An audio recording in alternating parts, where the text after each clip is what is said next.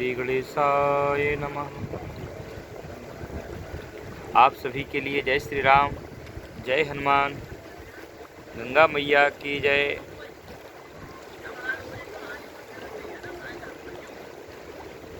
बहुत ही विषम परिस्थिति है। आज मुझे सुनने को आया कि तीसरी लहर भी कोरोना के आने वाली है, और जो दूसरी लहर का ये हाल है तो तीसरी का क्या हाल बेहाल होगा, इसकी तो कल्पना भी नहीं की जा सकती है। आप देख ही रहे हैं कि दूसरी लहर में तो पूरे शमशान घाट भरे पड़े हैं, इसके बाहर भी शवों की लाइन लगी हुई है। पहली लहर तो खाली शहरों तक सीमित थी, आज गांव में पहुंच कर के भी काफ़ी व्यक्ति मृतक हो रहे हैं, बीमारी से मर रहे हैं, कोरोना पीड़ित हो रहे हैं। और अगर तीसरी लहर की बात आई है तो तीसरी लहर के आने के पहले हमें और आपको सभी को सावधान हो जाना चाहिए, इसी में सार है। नहीं तो कुछ भी हो सकता है हमारे और आपके बीच में। लेकिन हमारा और आपका फर्ज कर्तव्य ये बनता है कि सावधान होने के साथ में चिंतन और मंथन सभी को अपने अपने स्तर से करना चाहिए।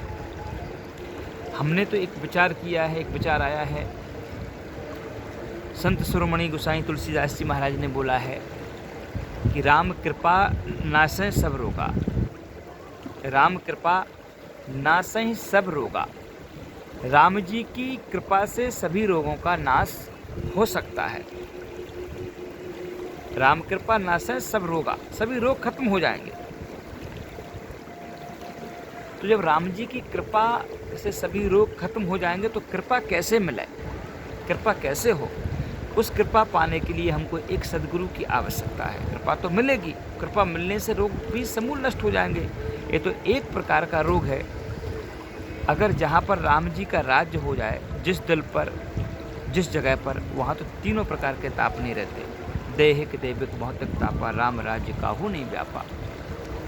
तो हमको एक सद्गुरु की आवश्यकता है, और इस कलिकाल में श्री हनुमान जी महाराज से अच्छा सद्गुरु कोई नहीं हो सकता। क्योंकि त्रेता में भी उन्होंने काफ़ी भक्तों की पीड़ाओं का हरण किया और भक्तों को सुखी किया, सभी की समस्याओं के समाधान किए। यहाँ तक देखिए, सुग्रीव जी की समस्या का समाधान किया, विभीषण जी की समस्या का समाधान किया। स्वयं राम जी के संपूर्ण कार्य को हनुमान जी ही महाराज ने किए। राम काज कीने बिना मोय कहाँ विश्राम। उनको कभी विश्राम ही नहीं है राम जी के कार्य के बगैर। राम जी के कार्य नहीं है तो भजन में लग गए, और वो सभी रोगों से मुक्त हैं। अष्ट सिद्धि नवनिधि के दाता, ये सारे वर उनके लिए मिले हैं। अजर अमर गुण निधि सुत हो। दूसरी बात, स्वस्थ कौन कर सकता है? स्वस्थ कौन कर सकता है? जो स्वयं स्वस्थ हो। डॉक्टर कौन सही होगा? जो खुद बीमार ना हो। जो बीमार खुद ही पड़ा हो वो इलाज करे, दूसरे का क्या करेगा? इस स्थिति में हनुमान जी महाराज ने सभी की समस्याओं का समाधान किया है। जैसे माता जानकी जी बड़ी पीड़ा और कष्ट में थी, तो आपने एक चौपाई को सुना भी होगा। जब लंका में माता जानकी रुदन कर रही हैं और वह बैठी हैं, और उनके भी मन में एक ही विचार, एक ही आवाज़ आ रही है कि हे प्रभु मुझे बचाओ, हे प्रभु मुझे बचाओ। तो सब प्रकार से रामचंद्र गुण बरने लागा, रामचंद्र गुण बरने लागा, और सुनता सीता कर दुख भागा। रामचंद्र जी के गुणों का, राम जी के नाम का जैसे भी उच्चारण किया, और उच्चारण को सुनते ही माता जानकी का दुख दूर भग गया। सुनते हैं सीता कर दुख भागा। आपने सुना होगा, सभी भारतवासी जानते हैं कि हनुमान जी महाराज ने जिस समय बहुत बड़ा काम किया, किस समय? बोले जिस समय युद्ध चल रहा था राम और रावण का। तो राम जी और रावण का जब युद्ध चला, उसमें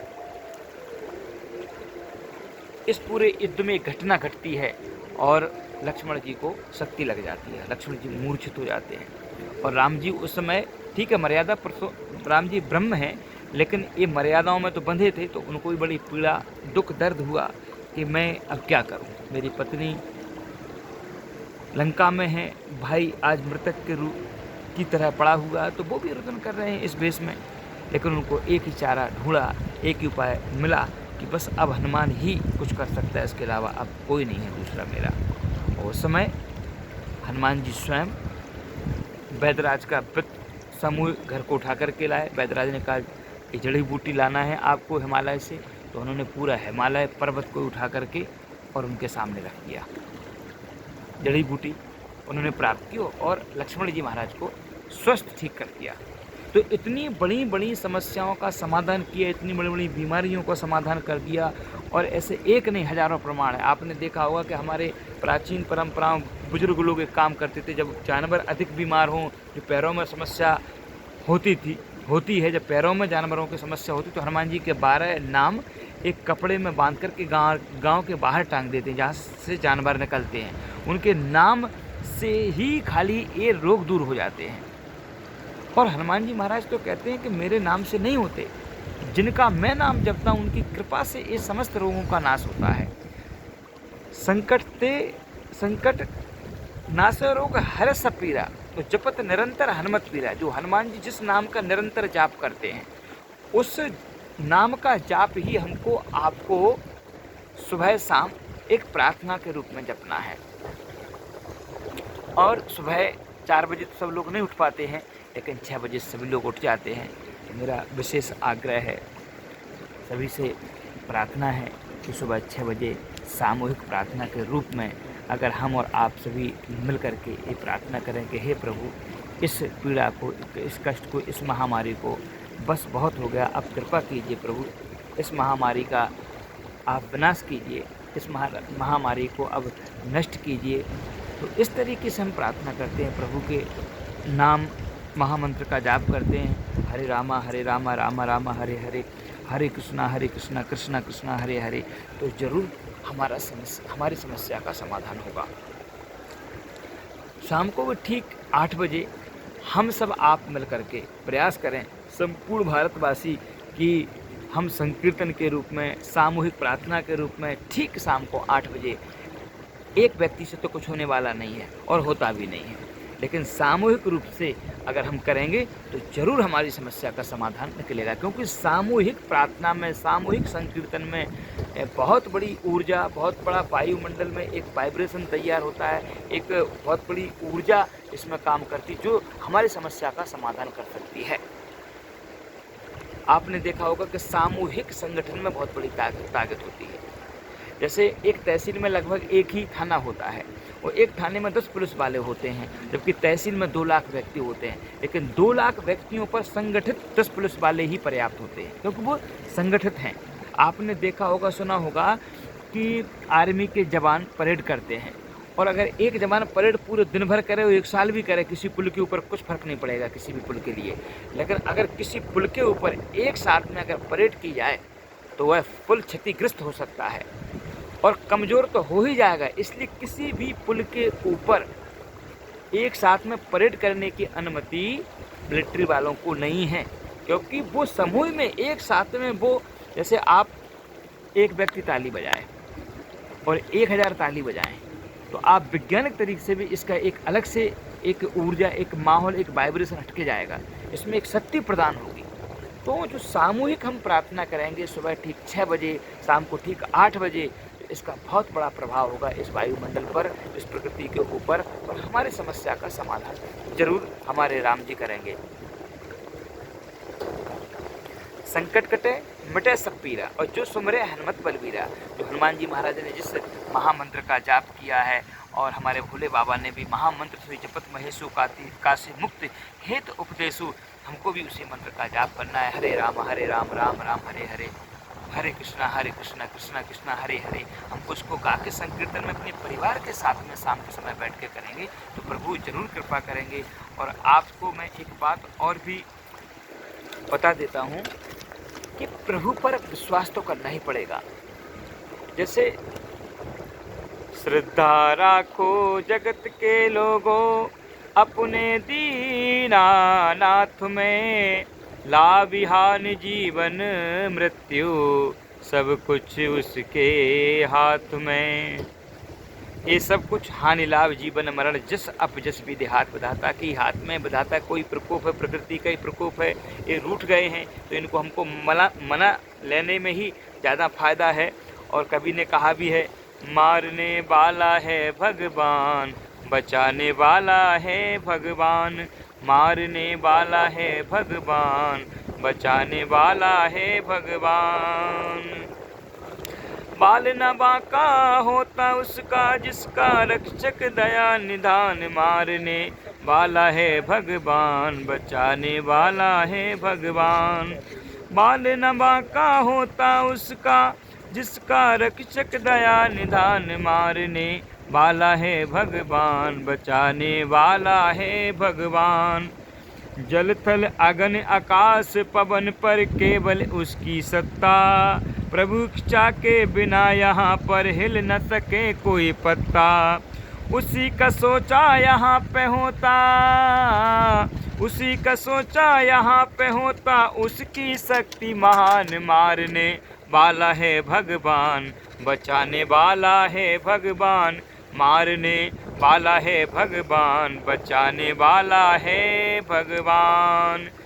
राम भगति मणि और बस जाके, दुख लवलेस न सपने हूँ ताके। इसी प्रकार से मैं आप सभी मित्रों से, बंधुओं से, भक्तों से एक आग्रह करते हुए कि इस तीसरी लहर को रोकने के लिए हम सब आपको मिलकर के इस कोरोना महामारी से निपटने के लिए कुछ ज़रूर चिंतन और मंथन करना ही पड़ेगा।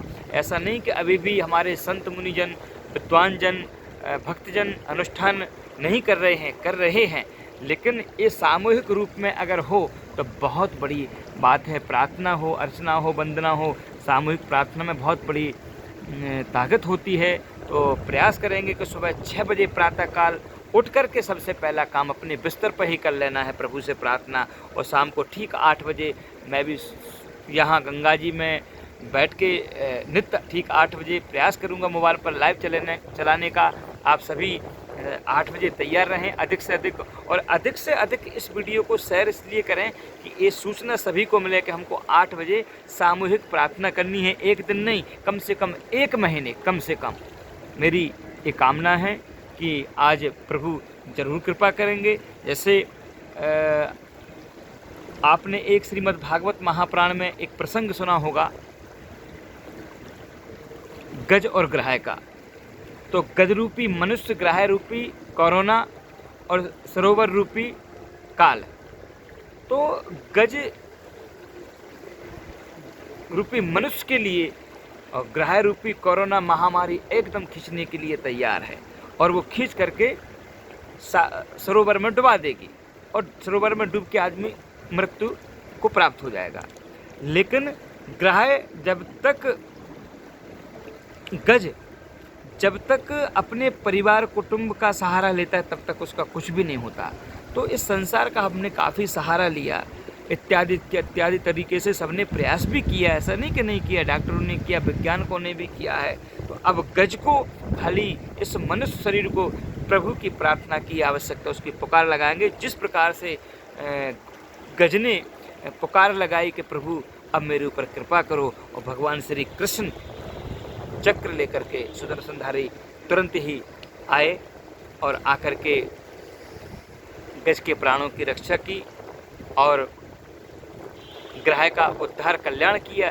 इसी तरीके से हम सब आपको मिलकर के प्रभु की प्रार्थना करना है कि हे प्रभु, हम गज रूपी मनुष्यों को ग्राह रूपी राक्षस महामारी कोरोना से बचाने की कृपा करें, हमारे ऊपर कृपा करो। और वो कृपा जरूर होगी। हरि बिन तेरा कौन संगाती, झूठी जगत जमाती।